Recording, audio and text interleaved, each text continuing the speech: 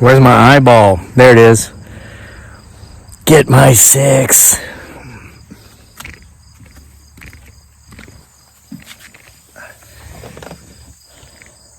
Well, that didn't go over too well. What's up, guys?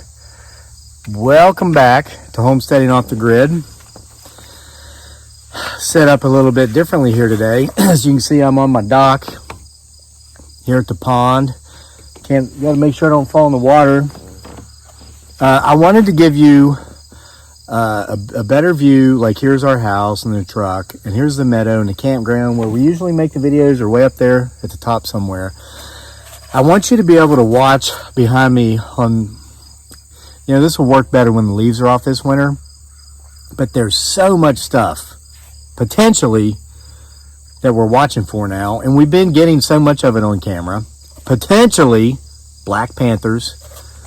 And let me tell you, I'm going to read some of the stuff you guys and girls have said in regard to that video and others. Green, blobbish type things up here, back into the woods a bit where the property borders a few other properties, just some really creepy stuff. So, excuse me, we just had Bojangles. I know we shouldn't eat that. Work out so hard, an hour every morning, work out for an hour, then put Bojangles in my body. What sense does it make?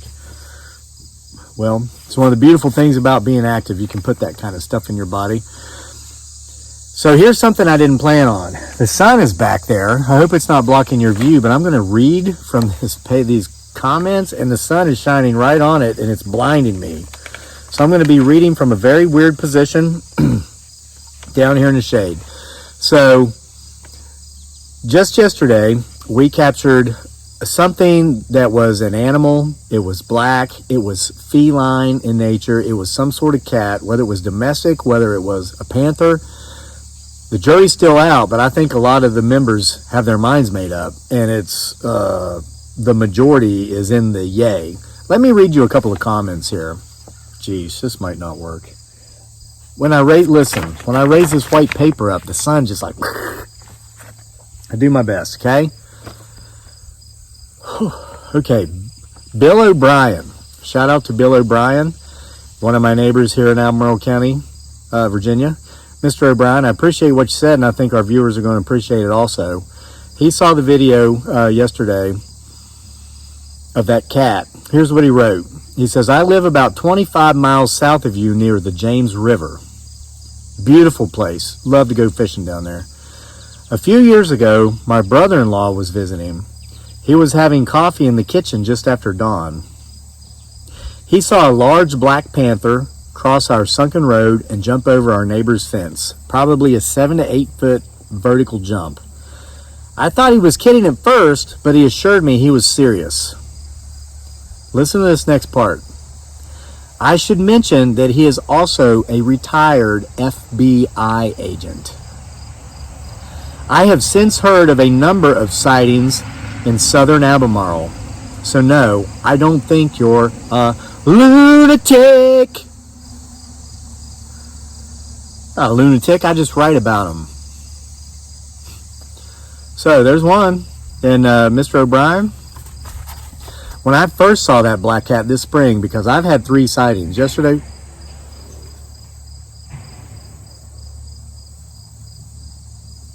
that was loud. It's almost as if what may or may not sit up here regularly and listen to these stories because they potentially enjoy them, just knocked real loud, as if to say, why are you a quarter of a mile away from us? We want to hear too. So you watch for movement back here and see if anything creeps up on us to listen, okay? Mr. O'Brien, when I saw the first one this spring, then the second time this summer when my family was still in the Philippines, and of course the third one I caught it on camera there the other day, I Googled it too, and there were allegedly many sightings in Crozet, which is in our county. It's like in the northwestern portion of the county. So there are many people in this area who believe they may have seen Black Panthers. Okay, number 2. Shout out to Margaret Johnson. She's been a follower of the channel for quite a while. She left a few messages about these panthers here in the last few days. She left one today that says important, and she used all caps. Please look back at yesterday's comments. It was definitely a panther. Okay, so I remembered her previous comments. She saw a tail in the video from a few days ago in which about 4 or 5 or maybe more people said they clearly saw a cat-like animal following the deer that were behind me. Margaret Johnson mentioned in her comment that it had a very long tail, longer than a normal cat. And she believes it's what got our livestock. You'll remember I made a video about a month ago where it wasn't even about this stuff, but in the middle of the video, I happened to look down into the fenced off area where we had lost some chickens and rabbits this summer to something, which, mind you, let me remind you of this, left no trace.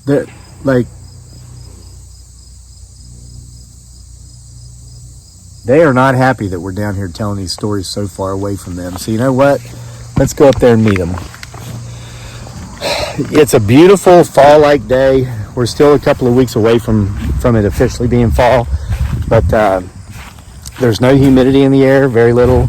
It's great. It's about 80 degrees, which feels wonderful compared to the 90-plus degree temperatures that we've been having for the last few months.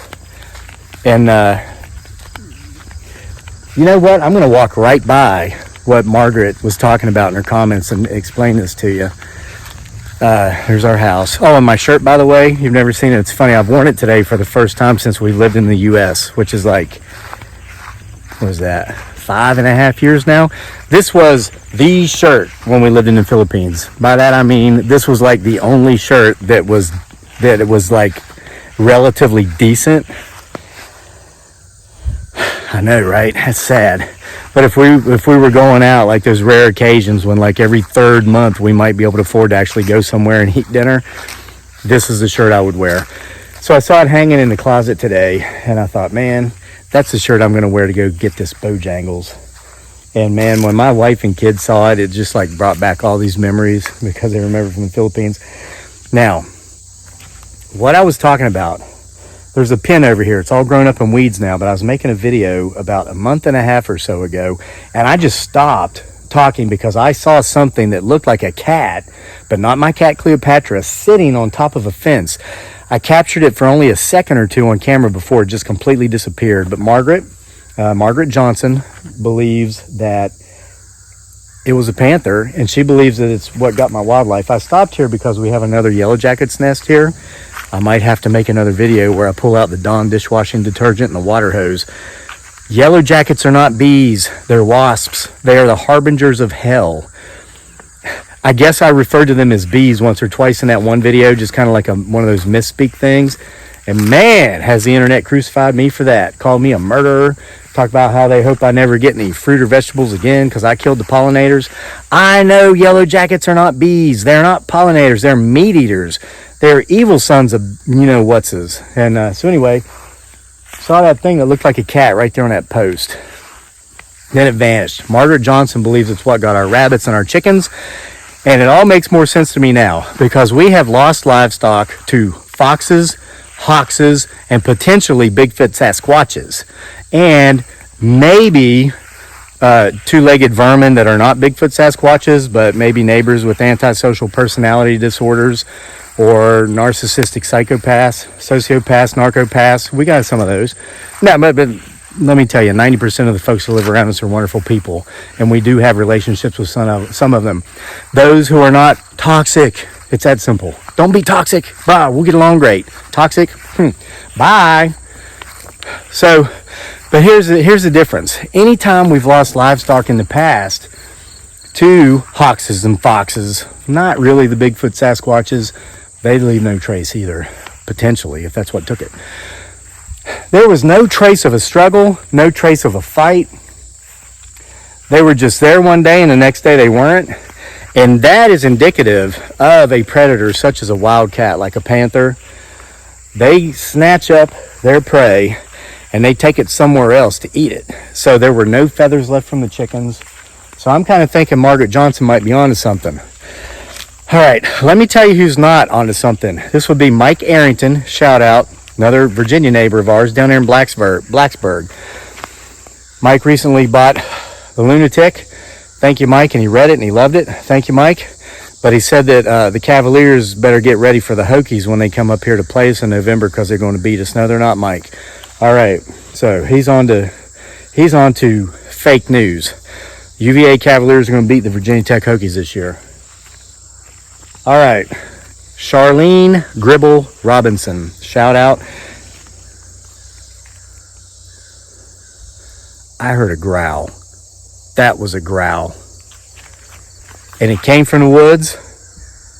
So let's go into the woods. Yeah, because that's what Crazy Lake does.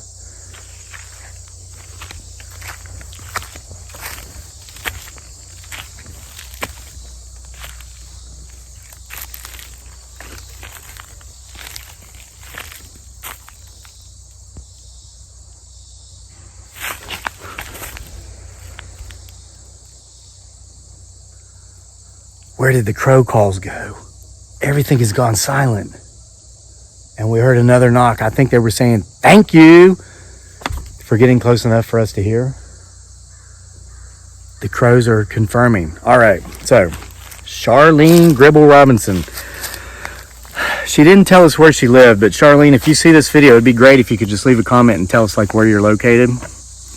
You don't have to say exactly where. We don't want any street address or apartment number or anything like that. That's creepy. It's talking about like region, maybe state. Are you in Pennsylvania? Are you in Utah? Because she said, catch this, guys. They say that all the panthers are gone from the mountains here in southern Appalachia. Wow, look at that. Thank you. She did say it, and I just got a gnat in my eye.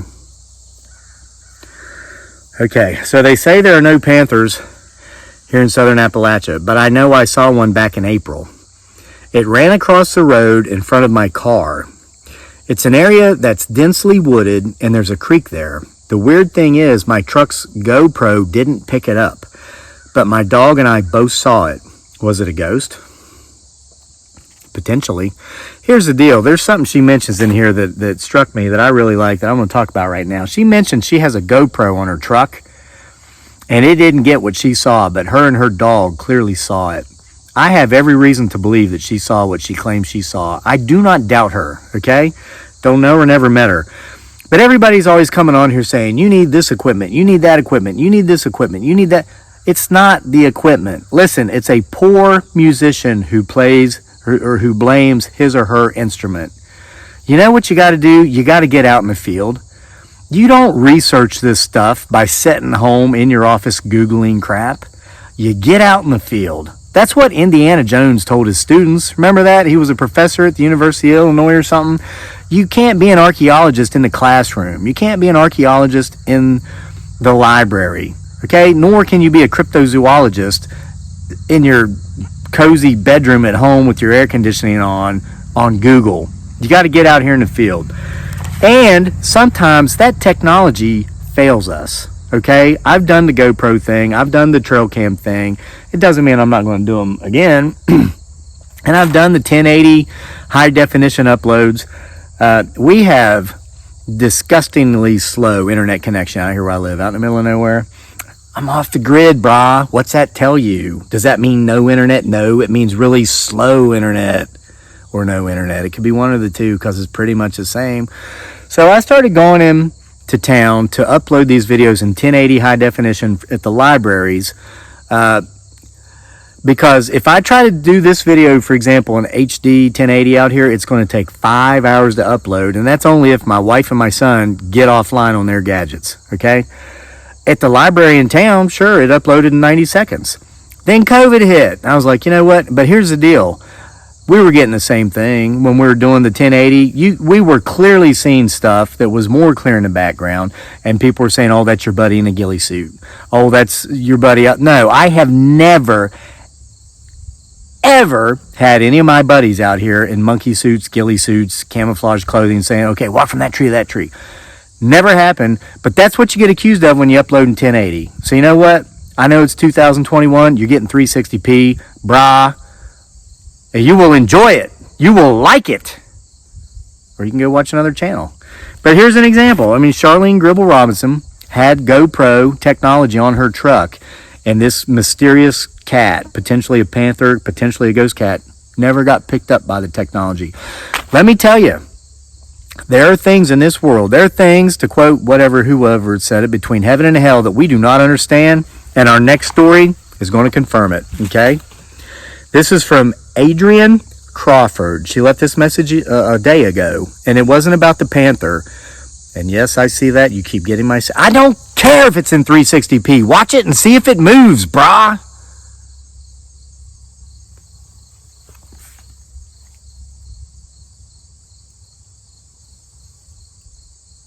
You see how quiet it just got?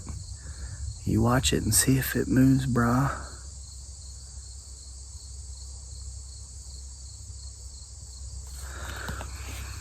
Adrienne Crawford left a comment on one of the videos in which I was discussing the Capri, the Philippines version of the North American Bigfoot Sasquatch.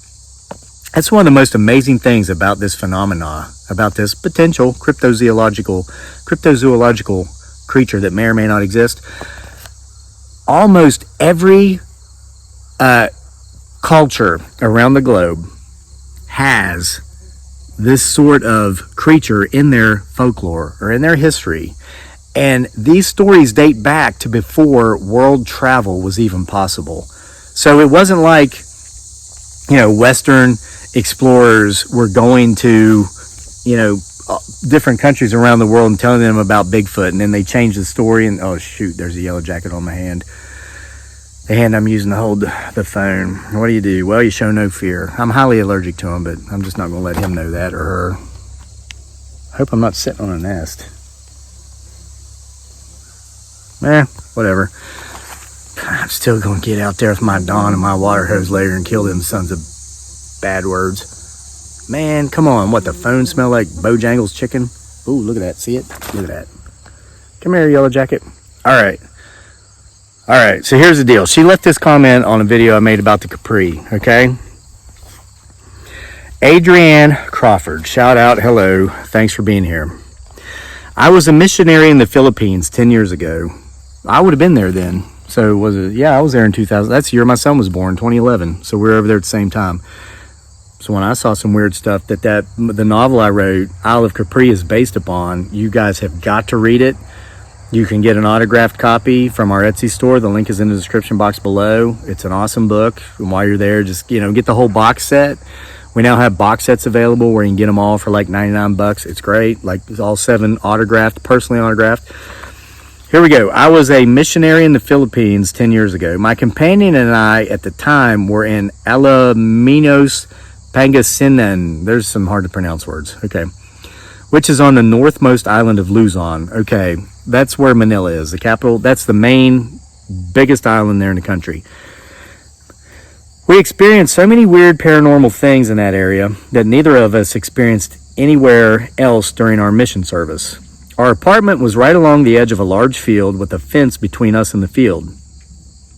My companion and I began to hear lots of window rattling and tapping when we would go to bed at night. That's exactly the experience my beautiful bride Dearly, aka Giggly Girl, and I had when we stayed on a small island. I won't say its name, but we have come to know it as the Isle of Capri, which is what inspired the title of that book. Exact same experience, and I said this in this video. So I could imagine, Adrienne, you probably heard me and you were like, OMG, that's the same thing that happened to us. Okay, so one night it was so loud, she, which would be her companion, hid underneath her bed the whole night. She was Filipina and I'm an American, and I was skeptical about what I thought were superstitious stories. Me too. It's exactly what I explained in that video. I thought drunk neighbors were just trolling us. But that night when she hid under the bed, I started to get a little more concerned because the noise came from inside the apartment in the kitchen downstairs. It sounded like pots and pans being moved around very noisily. We texted one of the male church leaders who lived a street away, and he came running over in just his underwear to check on us. I felt so bad when he found nothing there. Dishes were all neatly put away, no sign of any entry. So I brushed it off again, and I decided I was letting my companion's fears get to me. Several weeks later, I had a new companion who was from American Samoa, and, like me, didn't believe in any of the local superstitions. We were visiting with a family one day who lived in a small bamboo hut not far from our apartment. Their hut faced the same field. As we were chatting, getting to know them, they expressed concern that we were two young female foreigners walking around 12 hours a day, just the two of us, meeting people. They didn't think that was particularly safe. I told her I appreciated that, appreciated the concern, but said I'd been in several areas in the Philippines now and had never felt unsafe.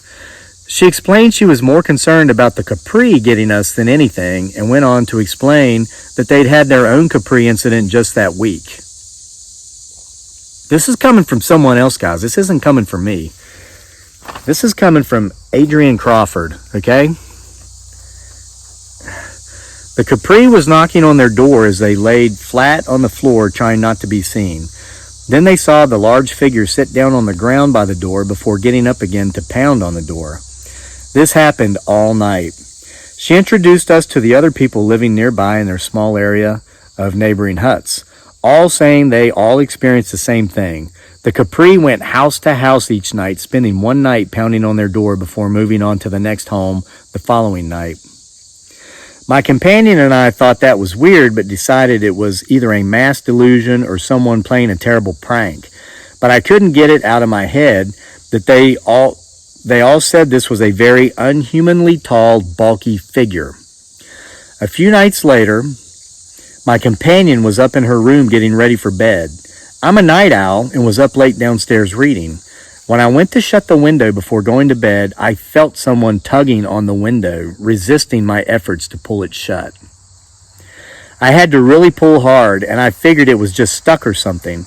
When I finally got it pulled shut, I took a step back and looked through the now closed window to see an unnaturally large-looking figure through the sheer curtain. This tall figure looked like he had a hat on and was just standing there, so perfectly visible. I stood there frozen in terror. I didn't blink, didn't move, didn't breathe.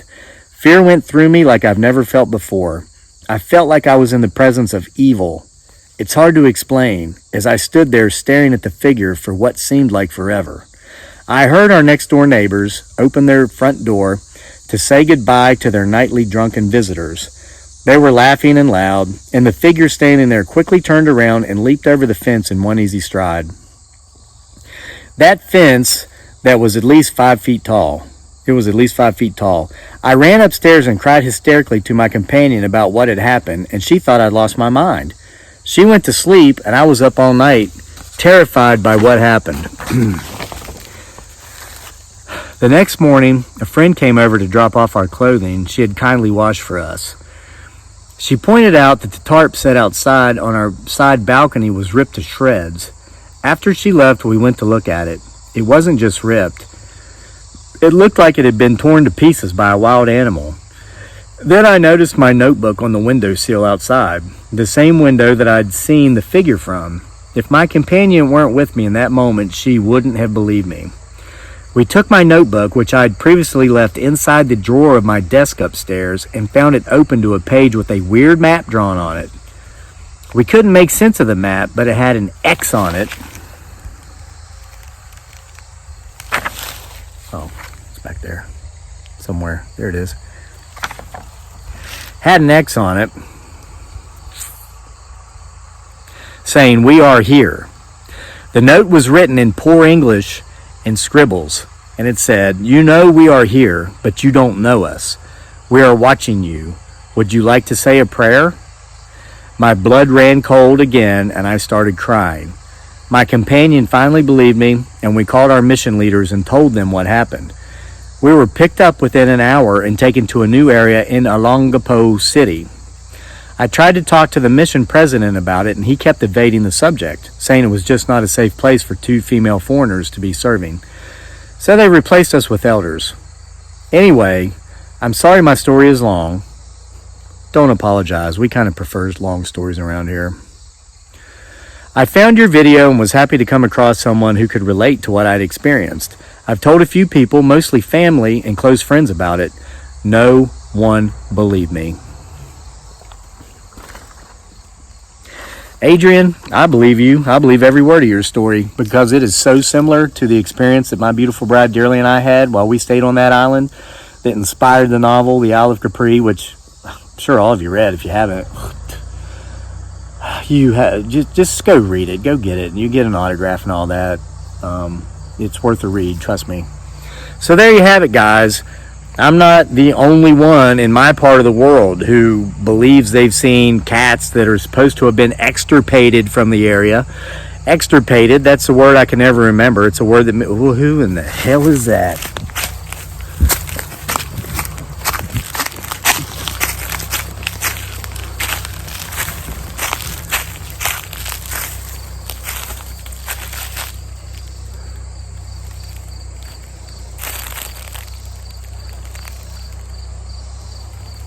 Whoever. See y'all for more next time. For your homestead off the grid, whatever the hell this channel's about.